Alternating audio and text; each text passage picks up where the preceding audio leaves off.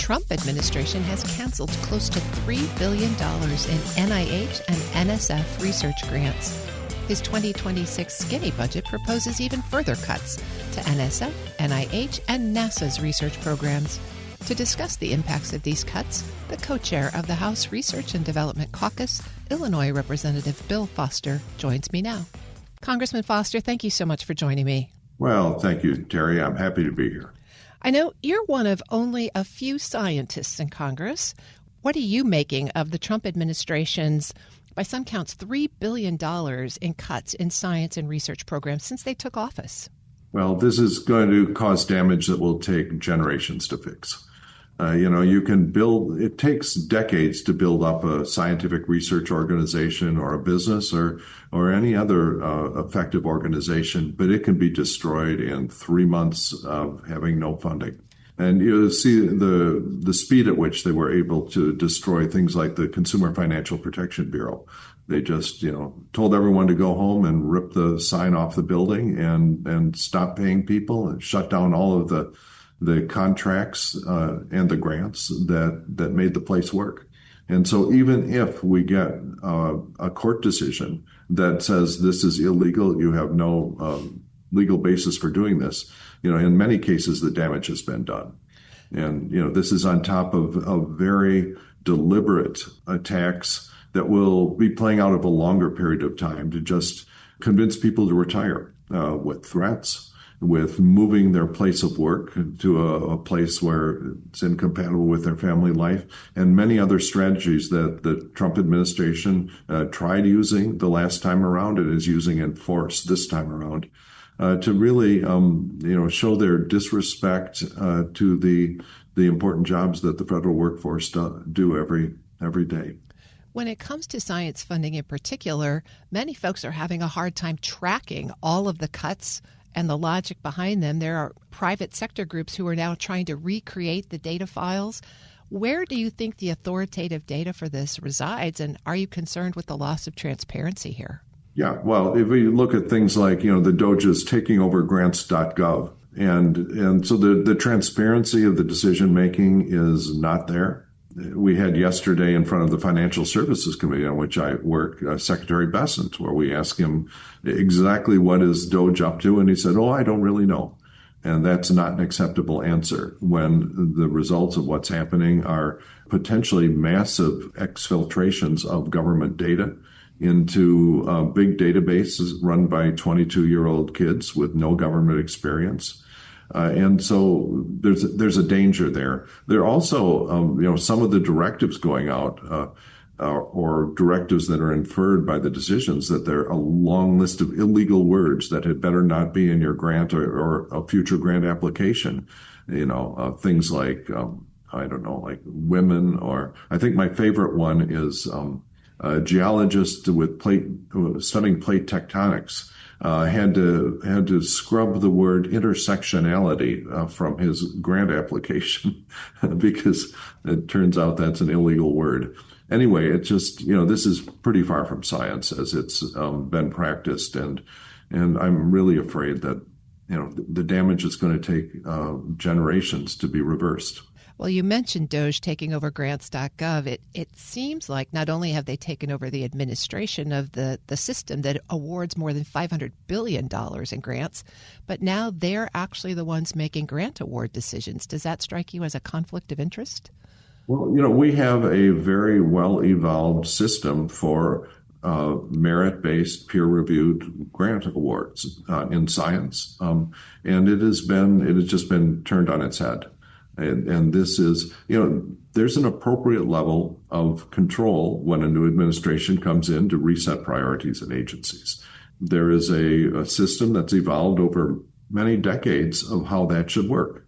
And this is just throwing all of that out the window and saying, I don't care, I don't care what the rules are. I don't care what has been done in the past, what all the lessons learned from what works well and what doesn't work well in awarding federal grant applications and getting the best science, throwing all this out in favor of the apparently arbitrary decisions of some political appointees here.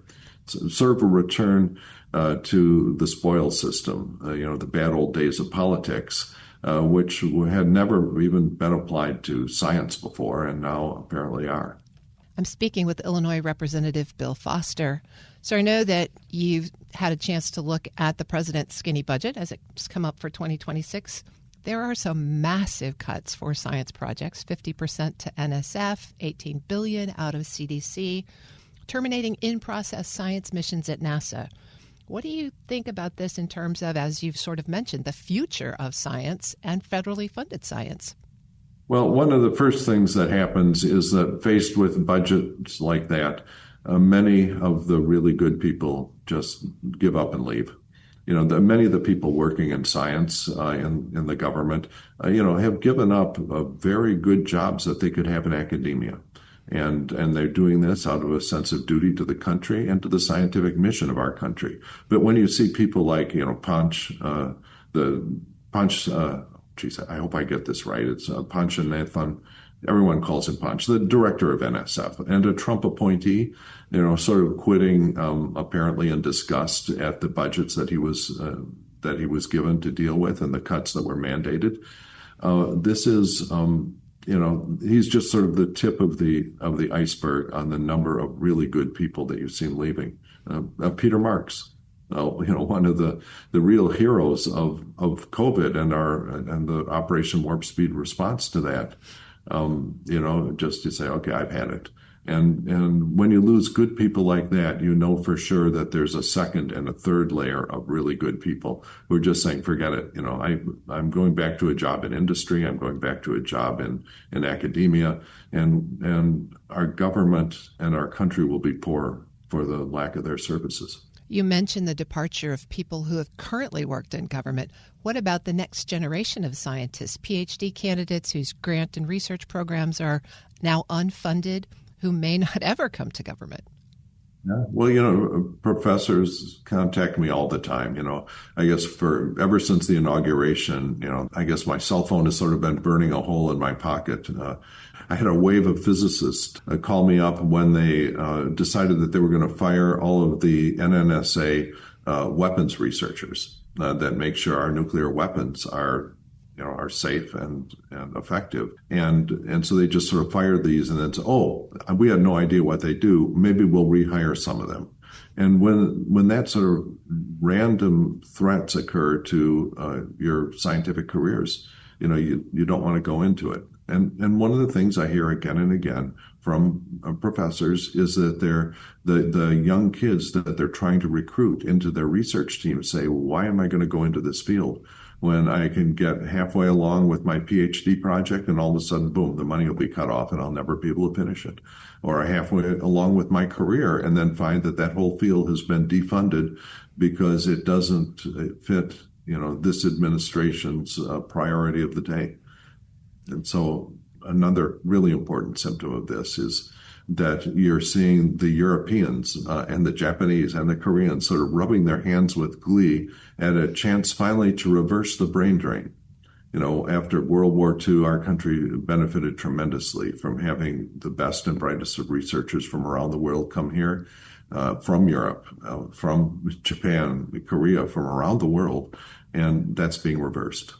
And they just say, okay, there's no future for you in the United States science enterprise. Let's go back to Europe where you're welcome. So what's the plan for Congress to take action here? Well, the first thing you have to do is for the scientists who come with me and say, Bill, please stop that. First, I don't want to lie to them. I'm not certain that this is going to end well. But I think the best thing that we can do right now is that we need, frankly, 4 Republicans who are willing to stand up and vote no on these budgets, right? We only need 4 because I imagine every Democrat will be standing up for science in this country. And so that's not necessarily impossible. So my advice to them is that, very often the research group has kids that grew up in some farm in some rural red state. Tell them to go back home, have a meeting with their representative or their senator and say, look, you have ruined my prospects, or even the universities and research groups in red states that are under threat. Just tell them to have a meeting. I think it's probably more effective actually to have those meetings back in the home state or the home district than it is in D.C., where we may be, we scientists may be mistaken for just another special interest group. But you go back home and you explain how much a young kid will love science and wants to go into science and just sees no future because of things that they are about to vote on. And tell them, reconsider your vote. Because, as I say, we only need 4, and then everything goes off the rails. Well, the clock is ticking, so we'll hope they have those conversations quickly. Illinois Representative Bill Foster, thank you so much for joining me today. And thank you. We'll post this interview at federalnewsnetwork.com/Federal Drive. Hear the Federal Drive on demand and on your device. Subscribe wherever you get your podcasts.